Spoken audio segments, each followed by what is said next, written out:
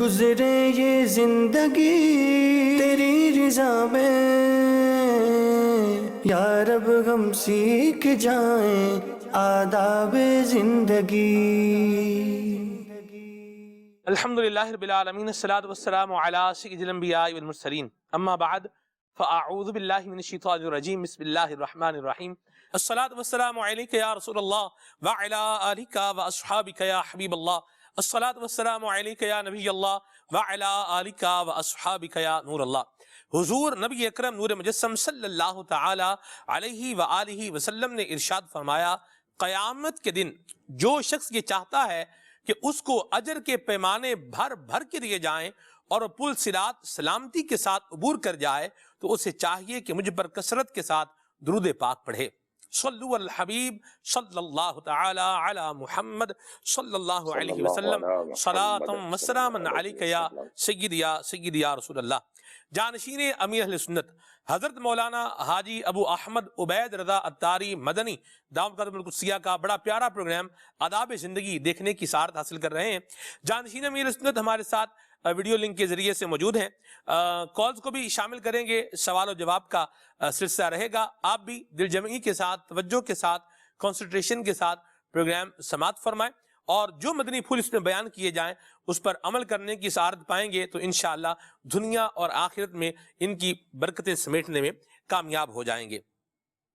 حضور کچھ ایسا وظیفہ بھی بتا دیں، کچھ ایسی دعا بتا دیں، کچھ ایسا طریقہ بتا دیں کہ جو مکہ مدینے حاضری کے لیے سعادت پانا چاہ رہا ہے وہ حاضری بھی ہو جائے، اس کی حاضری بھی ہو جائے، اور اگر سلام بھیجنا چاہ رہا ہے، وہاں پیغام بھیجنا چاہ رہا ہے تو کیا انداز اختیار کرے۔ کہاں کا منصب، کہاں کی دولت،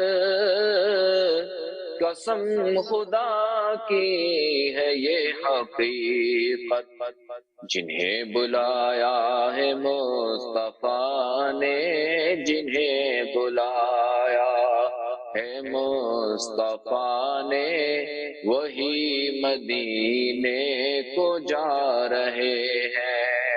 سبحان اللہ، سبحان اللہ۔ واقعی حاضری حرمین طیبین سعادت در سعادت بہت بڑی سعادت ہے۔ واہ، اللہ تبارک و تعالی یہ سعادت ہم سب کو عطا فرمائے، آمین۔ دیکھیں اس میں یہ ہے کہ اگر آپ وہاں حاضری کی تمنا رکھتے ہیں، حاضری مدینہ چاہتے ہیں، حاضری حرمین طیبین چاہتے ہیں، تو اس کا علماء نے یہ لکھا ہے کہ بندہ جو ہے وہ درود پاک کی کثرت کرے، وہ درود شریف پڑھتا رہے، کثرت کے ساتھ درود شریف پڑھے گا تو انشاءاللہ الکریم اس کا بلاوا ایک نہ ایک دن آئے گا۔ اور دوسرا یہ کہ جو وہاں جا رہے ہوں مدینہ منورہ سرکار صلی اللہ علیہ وسلم کی بارگاہ میں حاضری کے لیے، تو وہ ان کو عرض کریں کہ آپ بارگاہ رسالت میں میرا سلام عرض کر دیں، اور دوسرا یہ کہ شیخین کریمین کی بارگاہ میں میرا سلام عرض کر دیں، واہ واہ، سبحان اللہ۔ اور اپنے لیے دعائے مغفرت کا بھی کہیں کہ میرے لیے وہاں جا کے دعائے مغفرت کرنا، میرے ایمان کی سلامتی کی دعا کرنا، میرے خاتمہ بالخیر کی دعا کرنا، تو اس طرح کی معروضات پیش کریں۔ ہاں، کیا بات ہے۔ آپ اگر کسی کو سلام، اچھا پہلے سلام سے پہلے میں سوال یہ کروں گا کہ آپ کو اگر کوئی بولتا ہے کہ میں جو ہے وہ مکہ مدینے کی حاضری کے لیے جا رہا ہوں، تو آپ کا پہلا رسپانس اس کے لیے کیا ہوتا ہے، اور آپ جب سلام بھیجتے ہیں تو کس طرح بھیجتے ہیں، یا بھیجنے کا کہتے ہیں تو کس طرح کہتے ہیں؟ میں تو یہی عرض کرتا ہوں کہ بارگاہ رسالت میں میرا سلام عرض کیجیے گا، اور دوسرا یہ کہ میری حاضری کی درخواست پیش کیجیے گا۔ ہاں، سبحان اللہ، یہ میں عرض کرتا ہوں۔ سبحان اللہ۔ اور دوسرا یہ دعا بھی کرتا ہوں کہ اللہ تبارک و تعالی آپ کو بے ادبی اور بے ادبوں کے شر سے بچے۔ سبحان اللہ، مرحبا۔ چونکہ ہمیں وہاں ظاہر ہے کہ ہر اس حرکت سے بچنا ہے کہ جو بے ادبی میں شمار ہوتی ہے، یعنی ہمیں جو بے ادبی سے بچنا ہے کہ ایسا نہ ہو کہ بندہ وہاں جائے بارگاہ رسالت میں ثواب کمانے کے لیے، انہیں خوش کرنے کے لیے، اپنی خوشی کے لیے جائے، اور پتہ چلے کہ بے ادبی اس سے ایسی ہو جائے کہ وہ پھر بالکل جو ہے نا وہ بس وہ کیا کہیں کہ وہ لینے کے لیے کیا کہ لینے کے دینے نہ پڑ جائیں۔ مثال دی جاتی ہے نا ہمارے ہاں، جی جی، تو یہ بے ادبی کہیں بندے کو ڈبا نہ دے، یعنی یہ ہے کہ بے ادبی جو ہے نا وہ بعض اوقات بندے کو جو ہے نا وہ کہاں سے کہاں تک پہنچا دیتی ہے. اللہ ہمیں بے ادبی سے بچائے اور بے آمین ادبوں کے شر سے بچائے آمین. کہ وہاں جو وہ ہر قدم پھونک پھونک کر رکھنا ہے اور سوچ سمجھ کے رکھنا ہے سبحان کہ کہیں بے ادبی نہ ہو جائے, کہیں میرا آقا ناراض نہ ہو جائے, کہیں میرا رب ناراض نہ ہو جائے, اللہ. اللہ و رسول مجھ سے ناراض نہ ہو جائے. ادھر تو سوچ حضور یہ بنی ہوتی ہے کہ ہم تو اتنے پیسے لگا کے آئے ہیں, اتنے عرصے سے سوچ رہے تھے اور اتنے پیسے لگائے ہیں اور پھر جو ہے وہ یہاں پہنچے ہیں, اور بندہ کچھ اس طرح کے جذبات میں بھی گھوم رہا ہوتا ہے, اس طرح کی پبلک بھی ہوتی ہے. اور جو آپ فرما رہے ہیں یہ تو خاص لوگ ہیں جن کو اللہ نصیب فرمائے, لیکن اگر یہی انداز میرا خیال ہے بندہ ہر جانے والا یہ انداز اپنائے تو انشاءاللہ وہ خیر پا کے آئے گا. بالکل خیر پا کے آئے گا, کہ چونکہ ہمارا جانے کا مقصد ہے وہ یہ نہیں ہے کہ ہم نے جو نا وہ یہاں بڑی مشکل یہاں پہنچے, تو ہم پہنچے کیوں ہیں بھائی؟ ہم ان کی بارگاہ میں پہنچے ہیں جن کا ہم کلمہ پڑھتے ہیں. سبحان اللہ. بھائی گھومنے پھرنے کی جگہ تو اور بھی ہے, یہاں کوئی بندہ گھومنے پھرنے کے لیے تھوڑی آتا ہے. اب یہ دیکھیں نا کہ حرمین طیبین میں نہ تو آپ کو کوئی لہ لہاتے کھیت نظر آئیں گے بظاہر ایسی بات کہ چلے بندہ بولے چلو میں کھیت دیکھنے جا رہا ہوں, نہیں. یہاں نہ تو کوئی ایسے جو نا بڑے بڑے پہاڑ نظر آئیں گے, ایسا بھی نہیں ہے. کتنے اونچے جو پہاڑ کے بندہ ان پر چڑھے اور وہ بڑا خوش ہو, یہ سب بھی نہیں ہے. نہ یہاں کوئی حرمین طیبین میں کوئی سمندر ہے کہ چلو بندہ جو نا وہ سمندر میں تیراکی کر لے یا کوئی سوئمنگ کر لے, یا ایسا زبردست سمندر ہے, ایسے مختلف رنگوں والا پانی ہے, ایسا بھی نہیں ہے. اچھا بھائی, دوسرا یہ کہ ایسا بھی نہیں ہے کہ یہاں جو ہے وہ کوئی جو نا برف باری ہوتی ہو, اوہ بھائی لوگ جا رہے ہیں برف دیکھنے کے لیے جا رہے ہیں, نہیں ایسا بھی نہیں ہے. بھائی یہاں کوئی ایسی جو نا بھینی بھینی بارش ہوتی ہے پانی کی, ایسا بھی نہیں ہے. تو یہاں دیکھیں کہ دنیاوی طور پہ کوئی ایسی چیز نہیں ہے یہ اگر دیکھا جائے تو, اور پھر بھی عشاق جاتے ہیں کس کے لیے؟ اپنے نبی کہ جن کا کلمہ پڑھتے ہیں ان کے بارگاہ میں حاضری کے لیے جاتے ہیں, اللہ اکبر. اور وہاں جانے کی وہ کوشش کرتے ہیں کہ جہاں جہاں ہمارے آقا علیہ الصلوۃ والسلام گزرے ہیں. اللہ اللہ اللہ. پھر دیکھیں نا کہ یہاں کیسی کیسی یادیں وابستہ ہیں کہ ہمارے آقا علیہ الصلوۃ والسلام سے پہلے دیکھا حضرت ابراہیم خلیل اللہ علیہ نبینا علیہ الصلوۃ والسلام, ان کی بھی یادیں یہاں وابستہ ہیں مکہ مکرمہ میں. واہ جی واہ.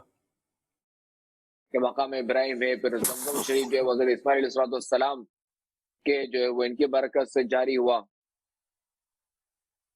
اب کوئی ایسا بھی نہیں ہے کہ بظاہر کہا جائے کہ بھائی زمزم شریف جو ہے وہ کیا کہتے ہیں کہ شہد اس سے بھی جو ہے نا یہ وہ نا کہ میٹھا, کہ زمزم شریف کا ایک چمچ لیں اور دودھ میں ڈال دیں یا چائے میں ڈال دیں اور چائے میٹھی ہو جائے, بظاہر ایسا بھی نہیں ہے. پھر بھی دیکھیں کہ زمزم پینے کے لیے ہم ترستے ہیں. ہائے ہائے اللہ اکبر. اور واقعی بظاہر اس میں کوئی ایسا نہیں, وہ پینے سے جو نا سکون ہوتا ہے. ہاں ہاں سبحان. اور یہ دیکھیں یہ ایسا پانی ہے کہ جسے سائنس بھی اس کے بارے میں کیا کیا کہتی ہے. اور دوسرا یہ کہ اس کو دیکھیں یہ کتنا پانی نکلتا ہے زمزم شریف. دنیاوی طور پہ اگر دیکھا جائے تو ایک کنویں سے ایک عرصے سے لوگ پانی نکال رہے ہیں, مگر دیکھیں اب تک اس کا پانی خشک نہیں ہوا, اب تک اس کا پانی جاری اور ساری ہے, اور کئی لوگوں کو یہ فیضیاب کر رہا ہے. سبحان اللہ. بلکہ بڑی بڑی موٹروں کے ذریعے سے, ٹربائنوں کے ذریعے سے پانی نکالا جا رہا ہے. بالکل, مگر پھر بھی دیکھیں وہ پانی وہیں کا وہیں ہے, یہ کم نہیں ہوتا, ختم نہیں ہوتا. سبحان اللہ. اچھا پھر دوسرا یہ دیکھیں کہ یہ پانی کیسا ہے کہ جس سے کھڑے ہو کر پینا سنت ہے. سبحان اللہ. تو یہ اسلام میں بھی اس پانی کی ایک اہمیت ہے, سبحان. اس کا ایک طریقہ ہے. عام پانی ہمیں بیٹھ کے پینا ہے بس زمزم شریف کا پانی, اور دوسرا ہے کہ وضو کا بچا ہوا پانی یہ کھڑے ہو کر پینا ہے. تو یوں زمزم کے اگر دیکھا جائے تو اس کے بہت جو ہے نا وہ بے شمار جو ہے نا فوائد ہیں, مگر یوں اگر ہم دیکھیں کہ بھائی زمزم شریف کو اس طرح نہیں ہے کہ ہم ایک شہد کی چمچ کی طرح اس کو دودھ میں ڈالیں تو یہ پورا دودھ میٹھا ہو جائے. البتہ بظاہر دودھ میٹھا نہیں ہوگا, مگر یہ دودھ کو بابرکت ضرور کر دے گا. اور اگر دودھ میں اگر کوئی ایسے مضر اثرات ہیں تو یہ زمزم شریف کی برکت سے وہ مضر اثرات یعنی جو نقصان دہ جزائیں وہ ختم ہو جائیں گے. کیا بات, انشاءاللہ الکریم, اس کی برکت سے.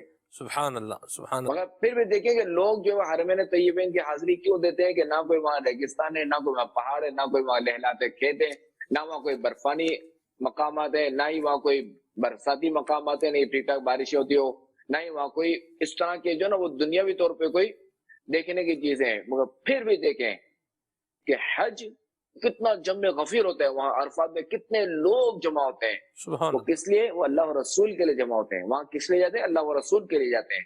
تو جب ہم نے جانا ہی اللہ و رسول کے لیے تو پھر ہم کیوں جو ہے وہ اس طرح باتیں کریں، اس طرح کی باتیں کریں، بڑی مشکل میں نے پیسے جمع کیے تو میں یوں جاؤں تو یہ کروں وہ کروں. بھائی جب آپ وہاں گئے اللہ و رسول کے لیے تو انہی کے احکامات اور عمل کریں. واہ واہ واہ.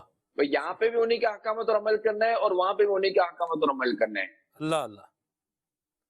اور دوسرا میں آپ کو یہ عرض کر دوں جی جی. کہ عرفات میں کہ یہ چونکہ وہ پاسپورٹ وغیرہ سب جو بھی ہوتا ہے ایک نظام ہے کہ تو اس کے تحت جو کہا جاتا ہے کہ 25 سے 30 لاکھ افراد کا اجتماع ہوتا ہے حج میں. مگر دیکھیں کہ پولوشن پوری دنیا میں اس چیز کو دیکھا جاتا ہے کہ پولوشن نہ ہو، کہ چونکہ پولوشن کی وجہ سے بیماریاں ہوتی ہیں تو مسائل ہوتے ہیں، معاملات ہوتے ہیں، تکالیف ہوتی ہیں. مگر دیکھیں کہ عرفات میں میدان عرفات میں کتنی بسیں آتی ہیں، کتنا بسوں کا اجتماع ہوتا ہے، کتنے بسوں کا رش ہوتا ہے، اللہ اکبر. کتنی گاڑیاں ہوتی ہیں. مگر کوئی بتا دے کہ وہاں کتنا پولوشن ہے. نہ ہی وہاں کوئی ایسے درخت لگے ہوئے، نہ ہی وہاں کوئی ایسے وہ جو نا وہ دوسرے جنگل نہیں آج کل آ رہے ہیں کہ کیا کہتے ہیں جو دھواں کھینچ لیتے ہیں، نہیں وہاں کوئی ایسے درخت اور کچھ بھی نہیں ہے. تو پھر دیکھیے کہ وہاں سے بیماریاں نہیں ملتی، برکتیں ملتی ہیں. بیمار جاتا ہے تو ٹھیک ہو کے آتا ہے. اللہ. واہ واہ. تو یہ وہ سبحان اللہ. مقامات ہیں. اچھا اب یہ دیکھیں کہ حدود حرم مکہ مکرمہ دیکھ لیں کہ اب اس میں مزدلفہ بھی شامل ہے اور منی بھی شامل ہے اور یہ مکہ شریف بھی شامل ہے. یعنی یہ وہ حرم کی زمین ہے، یہ وہ حد ہے، یہ وہ جگہ ہے کہ جہاں شیر درندہ جو کہ شیر بکری کو دیکھ کر جھپٹتا ہے اس پر حملہ کرتا ہے، مگر اس سرزمین پر شیر بھی بکری پر حملہ نہیں کرتا. نہ ہی کوئی بھیڑیا نہ ہی کوئی گیدڑ جو ہے وہ بکری وغیرہ پہ حملہ کرتا ہے. یہ وہ سرزمین ہے. وہ برکت والی تو سرزمین ہم ہے، تو ہیں ہی، امن والی یہ وہ سرزمین. برکت والی سرزمین ہے، امن والی سرزمین ہے. تو ہم تو ظاہر ہے کہ مسلمان ہیں، ہم نے تو امن کو قبول کیا، ہم نے اسلام قبول کیا ہے، ہم تو ہیں واہ مسلمان، واہ واہ. امن والے ہیں. اللہ تبارک و تعالی ہمیں اس سرزمین کی برکت سے ہمیں امن والا ہی رکھے، ہمیں مسلمان ہی رکھے، ہمیں ہم سے کوئی لمحہ بھر بھی کوئی کفر صادق نہ ہو اور ہمارا خاتمہ ایمان اور عافیت کے ساتھ ہو. آمین آمین آمین. ذہ نصیب کے مدینہ منورہ میں ہمارا خاتمہ ہو اور جنت البقیع میں مدفن ہو. آمین بجاہ خاتم النبی الامین صلی اللہ تعالی علیہ وآلہ وسلم. اللہ کریم ہمیں امیر سنت کے ساتھ، جانشین امیر سنت کے ساتھ بادب حاضری مکے اور مدینے کی نصیب فرمائے، چل مدینہ کی سعادت عطا فرمائے. آمین. آمین. جی کالز کو بھی شامل کرتے ہیں پروگرام میں. جی میرا شہزاد حضور سے سوال ہے کہ دوستی کس سے کی جائے اور کیوں کی جائے؟ کس سے کی جائے اور کیوں کی جائے دوستی؟ آپ دیکھیں کہ حدیث پاک میں ہے المرء علی دین خلیلہ، کہ آدمی اپنے دوست کے دین پر ہوتا ہے. فَلْيَنْظُرْ أَحَدُكُمْ مَنْ يُخَالِلْ، تو وہ اسے چاہیے کہ وہ دیکھ لے کہ وہ کس کو اپنا دوست بنا رہا ہے. یہ پیغام، یہ درس ہمیں حدیث پاک دے رہی ہے، یہ ہمیں حدیث پاک بتا رہی ہے کہ آدمی اپنے دوست کے دین پر ہوتا ہے. تو لہذا وہ یہ دیکھ لے اور یہ دیکھیں کہ دوست جو ہے نا ہمیشہ دیندار ہونا چاہیے، نیک ہونا چاہیے، پرہیزگار ہو، صالح ہو، قرآن و سنت کے احکام پر عمل کرنے والا ہو، نہ کہ ایسا دوست ہو کہ جو بے نمازی ہو، جو سنتوں پر عمل نہ کرنے والا ہو، جو فیشن پرستی والا ہو، جو گانے باجے سنتا ہو، فلم ڈرامے دیکھتا ہو، جھوٹ بولتا ہو، غیبت کرتا ہو، چغلیاں کرتا ہو.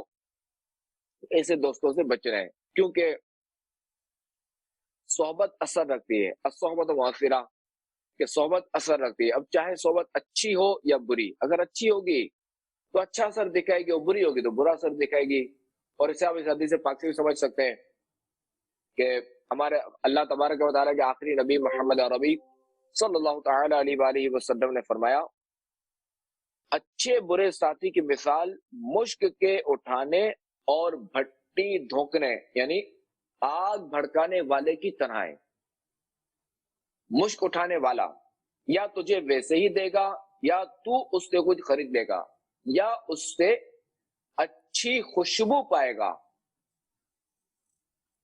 اور بھٹی دھونکنے والا یا تیرے کپڑے جلا دے گا یا تو اس سے بدبو پائے گا. تو اب آپ یہ دیکھ لیں کہ کس سے دوستی کرنی ہے. اچھا ہوگا تو ظاہر ہے کہ ہمیں اس سے فائدہ ہوگا. اچھا دوست ہوگا تو دیندار ہوگا, صالح ہوگا, نیک پرہیزگار ہوگا. اور برا ہوگا تو ہم خود تو ہی نقصان میں, ہم بھی جو ہے وہ اس کی وجہ سے نقصان اٹھا سکتے ہیں یا وہ ہمیں نقصان پہنچا دے گا. صحیح. اور اچھا دوسرا یہ کہ جی آپ فرمائیں. آپ ایک پرسنل سا سوال ہے, آپ کا کوئی دوست ہے جی؟ نہیں, میرا تو کوئی ایسا کوئی خاص دوست نہیں ہے. آپ نے کبھی دوستی کی نہیں کسی سے؟ میرے دوست ایک ہی میرے والد ہیں. اللہ اکبر, اللہ اکبر. اور باقی جو پبلک آپ کو ملتی ہے یا آپ کے قریب رہتے ہیں اور جو محبت کرنے والے ہیں, ان کے بارے میں کیا کہیں گے آپ؟ تو آپ کو بھی تجربہ ہے کہ کس طرح میرا رہنا ہوتا ہے. جی یقیناً. اپنے جو بھی ہوتا ہے دینی ماحول والے ہوتے ہیں, مدنی ماحول والے ہوتے ہیں, اور ہمیں جو وہ ایک دوسرے کے حقوق کا خیال رکھنا ہے, نہ کہ کسی کو تکلیف دینی ہے, نہ ہی کسی سے تکلیف لینی ہے, نہ ہی کسی کو تکلیف پہنچانی ہے. کیا بات ہے, سبحان اللہ. دوستی امیر اہل سنت کے ساتھ ہے آپ کی, الحمدللہ. کیا بات ہے. اور محبت ہے, جیسے الفت ہے, ایک اسلامی اخوت ہے, حقوق کی پاسداری ہے, شفقت ہے, نرمی ہے, عطا ہے, کرم نوازی ہے. یہ اللہ کی رحمت سے میں نے مشاہدہ کیا ہے اس کا. یہ آفتاب کی جیسی ہے, اور جس طرح سورج سب کو روشنی دے رہا ہے, ویسے جانشین امیر سنت کی صحبت فیض اثر پانے والے, ان کا قرب پانے والے, ان کی شفقتیں عنایتیں پاتے ہیں. اور اگر کوئی ایسا ہے کہ جو کسی گناہ کے کام میں جو ہے وہ ڈوبا ہوا ہے, تو اس کو نیکی کی دعوت جو ہے وہ عطا فرماتے ہیں. اور کوئی کفر کی گہرائیوں میں اگر جو ہے وہ پہنچا ہوا ہے, تو اس کو وہاں سے نکال کر اسلام کا نور دکھانے کے لیے اسے اپنے ملفوظات جو ہے وہ عطا فرماتے ہیں, نصیحت فرماتے ہیں, باتیں بتاتے ہیں. سبحان اللہ. اللہ جانشین امیر سنت کو سلامت رکھے, اور ہمیں بھی اچھے افراد کے ساتھ دوستی رکھنے کی توفیق عطا فرمائے. اور یہ جو دوستی کا جو ایک لیول ہے, اس کے لیے حضور کیا فرمائیں گے آپ؟ امام غزالی رحمۃ اللہ تعالی نے جو احیاء العلوم میں دوستی کے آداب اور اس کے حوالے سے جو بیان فرمایا ہے, اس کا پڑھنا کتنا مفید رہے گا؟ نہیں, بالکل یہ پڑھنا چاہیے کہ دوستوں کے بھی حقوق بھی ہیں, اور دوسرے کہ کس سے دوستی کرنی چاہیے, بالکل اس کا مطالعہ کرنا چاہیے, اور اسی کے مطابق جو ہے وہ دوستی وغیرہ کی ترکیب ہونی چاہیے. ذاتی دوستیوں سے باہر اس کا مطالعہ بہت ضروری ہے. جی بالکل, ذاتی دوستی سے تو اجتناب ہونا چاہیے, اس سے بچنا چاہیے. کہ بعض وقت یہی ہوتا ہے کہ دوست اگر نماز پڑھتا ہے تو دوسرا دوست نماز کے لیے جاتا ہے, اور دوست اگر نماز چھوڑتا ہے تو یہ بھی چھوڑ دیتا ہے. دوست اگر کسی دینی اسلام میں جاتا ہے تو یہ بھی چاہتا ہے, وہ نہیں جاتا تو یہ بھی نہیں جاتا. صحیح. تو یہ ذاتی دوستی سے بچنا چاہیے. مدینہ. اور پھر یہاں یہ دوستی کے مضمون میں اس عنوان کو بھی فراموش نہیں کیا جا سکتا کہ کون کس سے دوستی کرے. ظاہر سی بات ہے, دوستی اسی سے اگر دوستی کرنی بھی ہے, پہلے نمبر پر تو اسی کو بندہ غور کر لے کہ کس سے دوستی مجھے دوستی کرنی ہے یا نہیں کرنی, ایک بات ہے. اور اگر دوستی کرنی ہی ہے تو وہ دوستی آیا قرآن و حدیث کی روشنی میں پرمیزیبل بھی ہے یا نہیں, قرآن و حدیث اس کی اجازت بھی دیتا ہے یا نہیں, اسلام میں اس دوستی کی اجازت بھی ہے یا نہیں, اس عنوان کو بھی دیکھنا پڑے گا. کیا فرمائیں گے آپ؟ دیکھیں, یہ تو دوستی کے حوالے سے جو ہے نا, یہ اولین بات ہے, یعنی پہلی بات ہے کہ سب سے پہلی بات یہی ہے کہ بندہ یہ دیکھ لے کہ دوستی اس نے کس سے کرنی ہے, آیا کہ وہ دوستی کا حقدار ہے یا نہیں. اب حقدار سے مراد کیا, آیا وہ دیندار ہے یا نہیں, چونکہ المرء علی دین خلیلہ. دوستی کریں تو اللہ کی رضا کے لیے کریں, اور اس کی برکتیں کیا ہیں یہ سنیں. ہمارے آقا علیہ الصلوۃ والسلام نے ارشاد فرمایا, بے شک آدمی کے ایمان میں سے یہ بھی ہے کہ وہ کسی آدمی سے صرف اللہ کے لیے محبت کرے, اس کی محبت کسی مال کے عطیہ کرنے کی وجہ سے نہ ہو, تو یہی ایمان ہے. ایک اور مقام پر خاتم النبیین صلی اللہ تعالی علیہ وآلہ وسلم نے فرمایا, جب دو دوست اللہ تبارک و تعالی کے لیے محبت کرتے ہیں تو ان میں سے جو اپنے ساتھی سے زیادہ محبت کرتا ہے وہ اللہ کریم کا زیادہ محبوب ہوتا ہے. ایک اور بات بھی کہی جاتی ہے, جی ایک اور بات بھی کہی جاتی ہے کہ جس کا کوئی دوست نہیں ہے وہ تو تنہا ہے اور اکیلا ہے. جس کا کوئی اچھا دوست نہیں ہے وہ تنہا یا اکیلا ہے. اب اچھا دوست نہیں ملتا, برے دوست ملتے ہیں, تو پھر تو اس کی تنہائی بہتر ہے. مدینہ کہ ورنہ تو ہلاکت میں جا سکتا ہے برے دوست کی وجہ سے. تو درست یہ تو نہ دوست ہونا ہی بہتر ہے کہ ہاں بھائی ٹھیک ہے اچھی بات ہے سب کوئی دوست نہیں. دوسرا یہ بھی ہے کہ دیکھیں کہ وہ دوستی میں یہ بھی نہ ہو کہ بعض اوقات یہ ہوتا ہے کہ بندہ جو ہے نا وہ کیا کہتے ہیں ایک تو ایک کوئی دوست نہیں، اور بعض اوقات یہ ہوتا ہے کہ خدرہ کردن علاج نیز، کہ اس کی حرکتیں ایسی ہوتی ہیں کہ اس کا کوئی دوست بننے کے لیے تیار نہیں ہوتا. یعنی جو اچھا شخص ہے، دینی شخص ہے، وہ اسے دوستی کرنے کے لیے تیار نہیں ہوتا. کیوں کہ یار اتنا سامنے والے کو نقصان پہنچا دیتا ہے، اتنی اس کو تکالیف دیتا ہے، اتنا جھوٹ بولتا ہے، اتنا پریشان کرتا ہے، تو اس لیے پھر اسے کوئی دوستی کرتا نہیں ہے کہ نہیں بھائی اس سے تو میں اکیلا ہی بہتر ہوں کہ یار اس سے مجھے دوستی نہیں کرنی. اب وہ سب کو شکوہ کرتا پھرتا ہے کہ یار میرا کوئی دوست نہیں بنتا، کوئی دوست نہیں بنتا، کوئی دوست نہیں بنتا. تو لہذا دیندار دوست ہونا چاہیے. اور دوسرا ہے کہ ہم اگر کسی سے دوستی کریں تو ہمارا معاملہ ایسا نہ ہو کہ ہم سامنے والے کو تکلیف دیں، اسے ہم اذیت پہنچائیں، بلکہ ہم اس کو راحت پہنچائیں. اور دین کے معاملے میں اس کی مدد کریں، نیکیوں والے معاملے میں اس کی مدد کریں، سنتوں پر عمل کرنے میں اس کی مدد کریں بھی اور مدد لیں بھی دینی معاملات میں. اور برائی سے منع کریں اور گناہوں سے باز رکھیں اور روکیں، خود بھی روکیں اس کو بھی روکیں. مدینہ مدینہ، واہ کیا خوبصورت بات کہی حضور. سبحان اللہ، کیا موضوع کو جو ہے وہ کنکلوڈ فرمایا ہے آپ نے. آگے بڑھتے ہیں، ایک اور کال شامل کرتے ہیں. جی شہزاد حضور سے سوال ہے کہ غم بہت ہیں، کیا کریں، کیسے قابو پائیں؟ ہاں، غم ہو گئے بے شمار آقا، بندہ تیرے نثار آقا. جب بھی پریشانیاں لاحق ہوں، پریشانیاں آئیں، غم ہو، تو اس وقت جو ہے نا اللہ تبارک و تعالیٰ کے محبوب بندوں کو بندہ یاد کر لے کہ انبیاء کرام علیہ السلام پر کیسی کیسی تکالیف آئیں، کیسے کیسے مصائب آئے ان پر. اولیاء کرام کو دیکھ لیں، ان پر کیسے کیسے تکالیف آئیں، تو ان کی پریشانیوں کو دیکھ کر اپنے غم ہلکے کریں. کربلا کو دیکھ لیں، واقعہ کربلا، کہ اس میں دیکھیں ان پر کیسی تکالیف آئیں کہ امام حسین رضی اللہ تعالی عنہ کے سامنے ان کے جوان بیٹے بھی اور ان کے دودھ پیتے بچے کو بھی شہید کیا گیا. تو اس وقت ان کے قلب پر کیا گزری ہوگی، اس وقت ان کو کیسی تکلیف ہوئی ہوگی، اس کو بندہ یاد کرے. مگر اس وقت یہ دیکھیں انہوں نے صبر کا دامن ہاتھ سے نہیں چھوڑا، انہوں نے ان تکالیف کو برداشت کیا اللہ کی رضا کے لیے، اپنے نانا جان علیہ السلام کی رضا کے لیے انہوں نے اس کو برداشت کیا. تو بندہ جو ہے وہ اللہ تبارک و تعالیٰ کے محبوب بندوں کی تکالیف کو یاد کرے.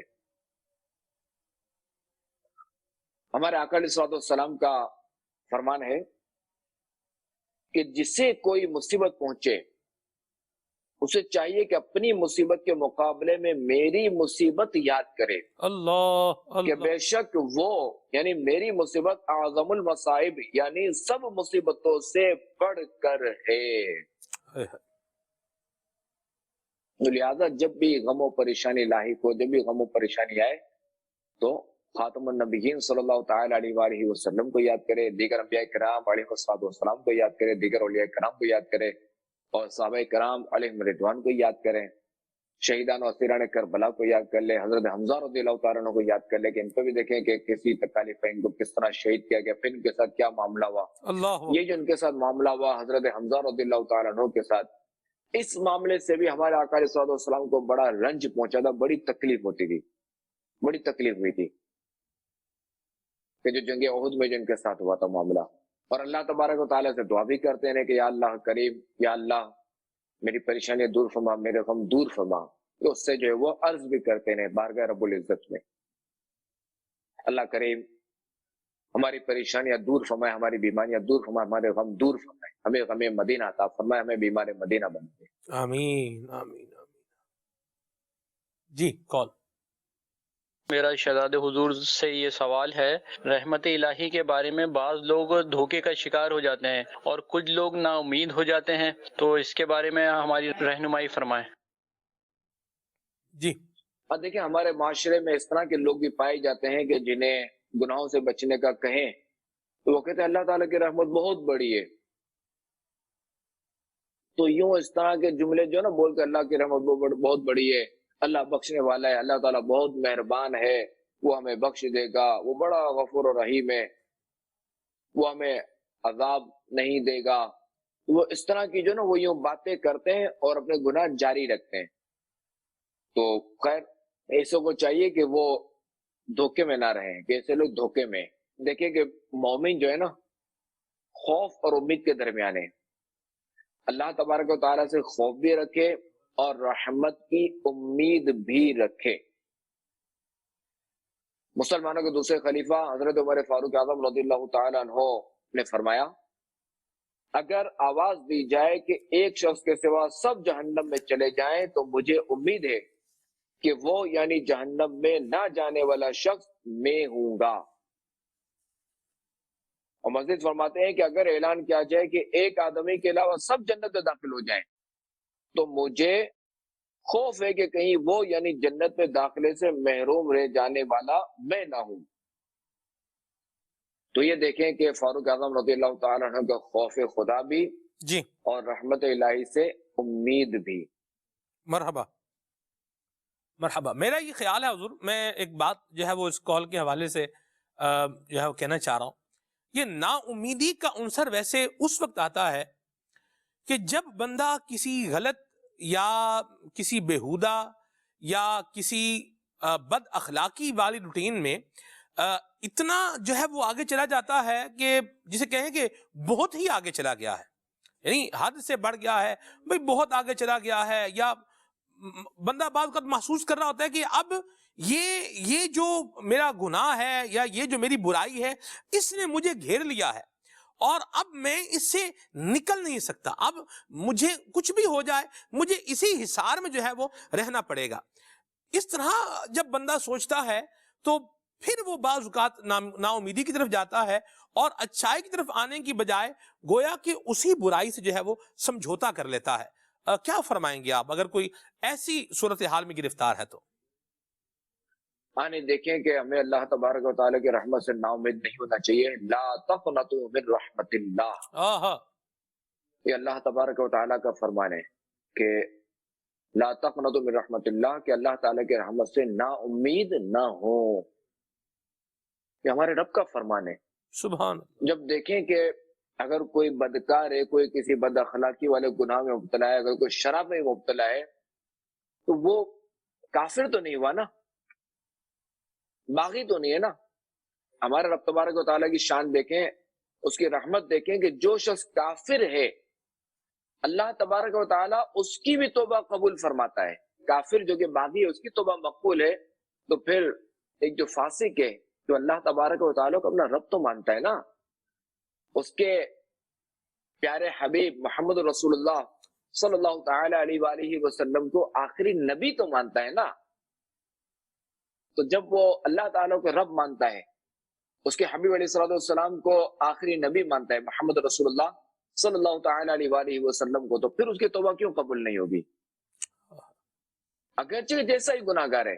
تو لہٰذا وہ اللہ تعالیٰ کی رحمت سے اسے مایوس نہیں ہونا چاہیے کہ اللہ تبارک و تعالیٰ تواب ہے، کہ وہ توبہ قبول فرمانے والا ہے.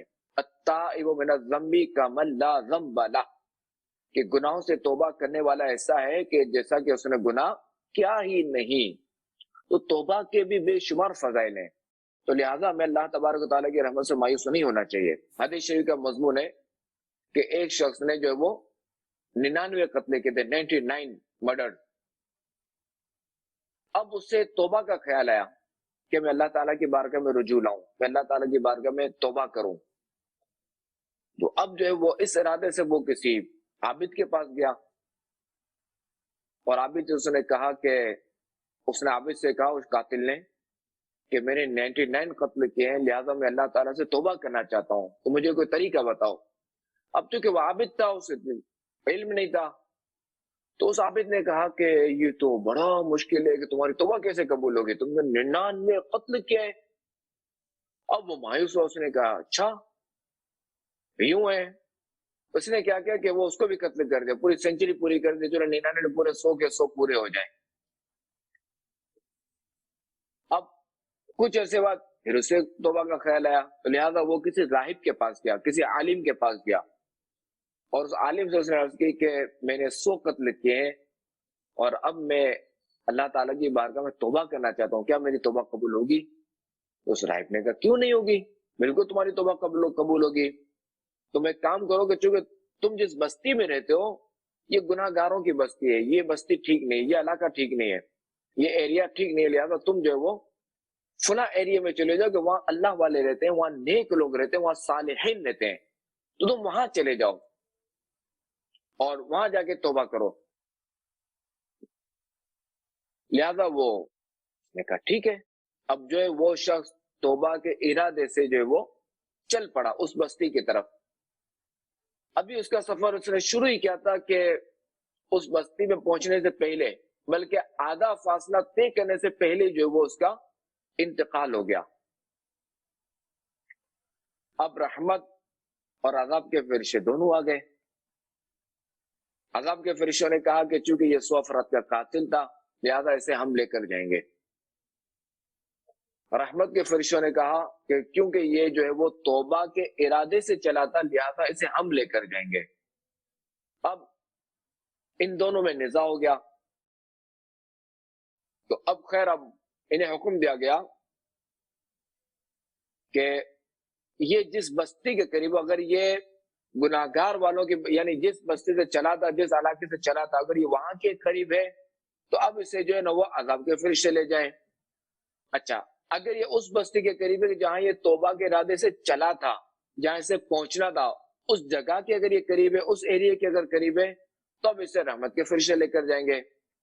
چنانچہ اب جو ہے نا وہ فاصلہ ناپا گیا.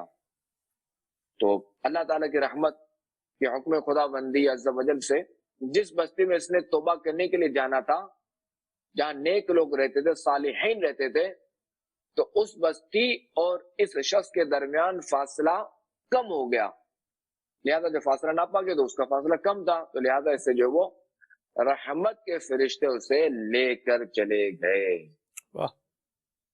تو لہذا بندہ کیسا ہی گناہگار ہو, اللہ تبارک و تعالیٰ کی رحمت سے مایوس نہیں ہونا چاہیے کہ اللہ تعالیٰ کی رحمت بہت بڑی ہے. واہ. اور اللہ تعالیٰ کی رحمت بہت بڑی ہے اس کا مطلب یہ بھی نہیں کہ بندہ گناہ کرتا رہے اور یہ کہتا رہے کہ اللہ تعالیٰ کی رحمت بہت بڑی ہے, یہ بھی نہیں کہنا چاہیے. صحیح, بڑی پیاری گفتگو فرمائی حضور, سبحان اللہ. میں یہ چاہ رہا ہوں کہ آپ ایک اور بات بھی ساتھ ساتھ اس کو بھی کلیئر کرتے جائیں.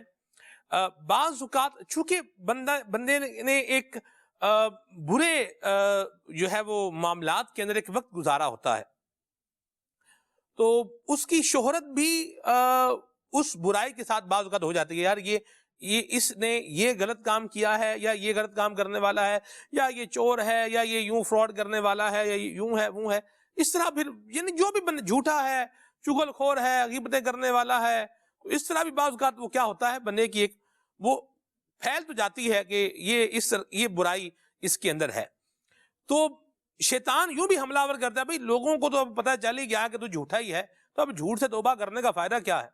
تو یہ بھی شیطان ایک وار کرتا ہے. تو میں یہ چاہ رہا ہوں آپ اس حوالے سے بھی کچھ رہنمائی فرمائیں کہ انسان جب توبہ کر لیتا ہے تو اس کا معاشرے کے اندر سٹیٹس جو ہے یہ بہتر ہونے میں بعض اوقات کچھ ٹائم فریم لگ جاتا ہے. یعنی بندہ جسے یوں بولے کہ ایک عزت دار جو ہے وہ منصب پر آنے کے لیے یوں نہیں چٹکی بجا کے حل ہوگا.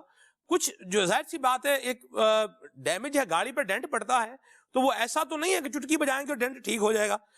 ظاہر سی بات ہے ڈینٹ جب ٹھیک کرتے ہیں تو وہ تھوڑا اس کو ہتھوڑے سے کچھ اس کو لگاتے ہیں, مرمت کرتے ہیں, تو پھر اچھا ڈینٹ ٹھیک بھی ہو جائے تو پھر اس کے اوپر رنگ کرنے سے پہلے بھی اس میں جو ہے وہ پٹین لگاتے ہیں, تو یعنی پھر اس پہ رنگ کرتے, پورا پروسیس یعنی بعض اوقات ہوتا ہے.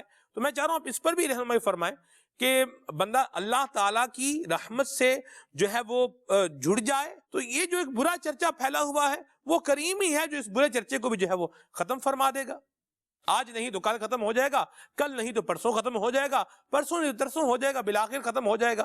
اور یہاں نہ بھی ہوا تو سچے دل سے توبہ کی ہوگی تو حشر میں تو ختم ہو ہی جائے گا.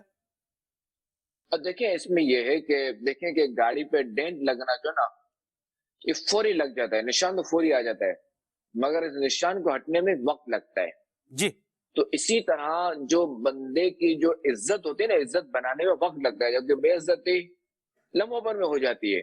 درست فرمایا. تو لہٰذا اگر کوئی شخص جو ہے وہ برے القابات سے مشہور تھا, بری چیزوں سے اس کی شہرت تھی, یا بری حرکتوں کی وجہ سے، اس کی شہرت تھی، جھوٹ بولنے کی وجہ سے، غیبت کی وجہ سے، یا شراب پینے کی وجہ سے، جو بھی الغرض چوری ڈکیتی جو بھی، تو لہٰذا جب اس نے اللہ تعالیٰ کی بارگاہ میں توبہ کر لی نا، جب اس نے سچے دل سے توبہ کیے، تو اللہ تبارک و تعالیٰ دیکھیں وہ قادر مطلق ہے، وہ لوگوں کے دلوں میں اس کی محبت ڈالنے پر قادر ہے، وہ لوگوں کے دلوں میں وہ یہ بات ڈالنے پر قادر ہے کہ اس شخص نے توبہ کر لی ہے، لہذا اسے برا نہ کہو۔ آپ کو ایسے لوگ ملیں گے دعوت اسلامی کے دینی ماحول میں جی کہ کل تک جو چور تھے، ڈاکو تھے، کیا کیا ان کی حرکتیں تھیں کہ جنہیں لوگ دیکھ کر گلیاں بدل لیتے تھے، آج وہی لوگ جو وہ محراب و ممبر کی زینت بنے ہوئے ہیں، آج سبحان اللہ، انہی لوگوں سے لوگ جو وہ لائن لگا کر ملاقات کرتے ہیں۔ اللہ اکبر، کہ اللہ تبارک و تعالیٰ قادر مطلق ہے، ہائے ہائے، آپ توبہ کریں، پھر دیکھیں اللہ تبارک و تعالیٰ کیسے حالات تبدیل فرماتا ہے۔ واہ واہ واہ واہ واہ، سبحان اللہ، کیا خوبصورت بات کہی، اور اللہ تعالیٰ ہم سب کو سچی توبہ کی جو ہے وہ توفیق عطا فرمائے، آمین بجاہ آمین۔ طہ و یاسین۔ جی مزید کال شامل کرتے ہیں۔ کیا سید فاطمہ کی شباہت حضور صلی اللہ علیہ وآلہ وسلم میں بہت زیادہ تھی؟ برائے کرم اس کا جواب ارشاد فرما دیجیے۔ جی جی ہاں، ہمارے آقا علیہ الصلوۃ والسلام کی شباہت جو ہے وہ حضرت فاطمہ رضی اللہ تعالی عنہا میں جو ہے وہ ٹھیک ٹھاک تھی۔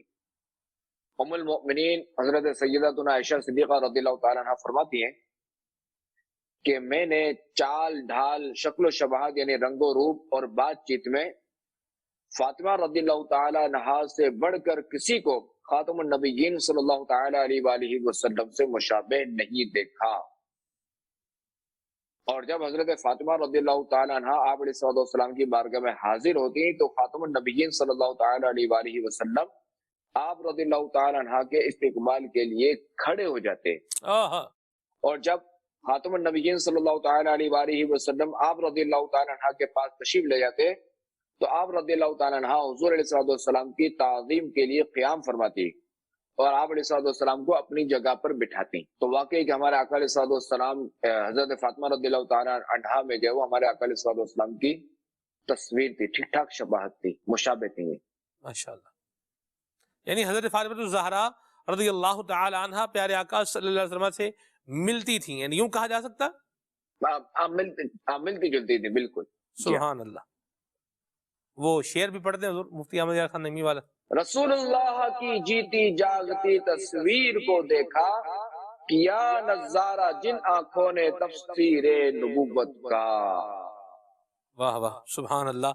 اللہ سیدہ مخدومہ کائنات فاطمہ الزہرا رضی اللہ تعالی عنہا کا ساتھ ہم سب کے خانوادے میں، ہمارے گھر بار میں موجود خواتین کو میدان حشر میں بھی نصیب فرمائے، اور جنت میں بھی حضرت سیدہ مخدومہ کائنات کا پڑوس نصیب فرمائے، اور صحابہ کرام علیہم رضوان اور اہل بیت طہار کی محبت سے اللہ ہمارے سینوں کو روشن اور منور فرمائے۔ جانشین میرے سنت کا آپ نے پروگرام دیکھا، ان کے ملفوظات بھی سنے، وقت جو ہے وہ اختتام کو پہنچا۔ مدنی چینل دیکھتے رہیے، صلو علی الحبیب صلی اللہ تعالی صلی اللہ علیہ محمد صلی اللہ علیہ وسلم۔ گزرے یہ زندگی تیری رضا میں، یا رب ہم سیکھ جائیں آداب زندگی۔